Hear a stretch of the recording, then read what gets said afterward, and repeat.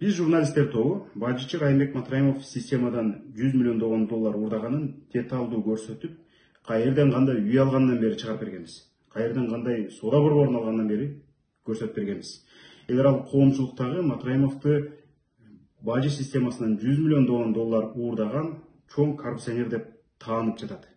Ошол эле учурда биздин улуттук коопсуздук кызматы Матраимов 2 миллиард сом уурдаган, башкача айтканда 25 миллион доллар уурдаган, анын бардыгын биз мамлекетке кайтардык деп отчет берип атат. Бул таптакыр туура эмес.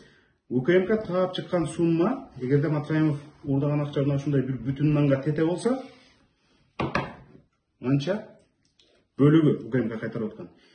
Элдин бүтүн нанын тартып алып, кайра ушундай бир сындырым нанды кайтарып берип атат. Демек, мындан ары дагы ушундай прецедент түзүлөт.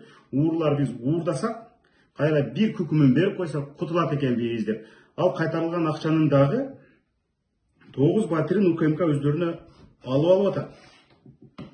Бул кол кесер деп түшүнсө болот. Башкача айтканда пара катары сезилет.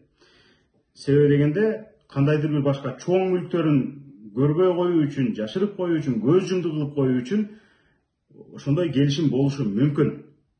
Демек, биз талап кылабыз, Матраимовдун журналисттер таап чыккан мүлктөрүн, элден уурдаган башка акчаларын, андан башка журналисттер таап чыга албагандагы уурдап кеткен каражаттарын азыркы бийлик толук түрдө элге кайтарышы керек. Дагы жанагы пенсия, пособия, жөлөк пул жетпей аткан карапайым ушундай нан менен чай ичип отуруп калган элге кайтарып бериши керек. Биз ошону талап кылабыз.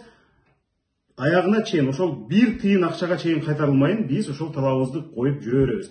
Азыркындай шоулар менен бизди алдай алышпайт.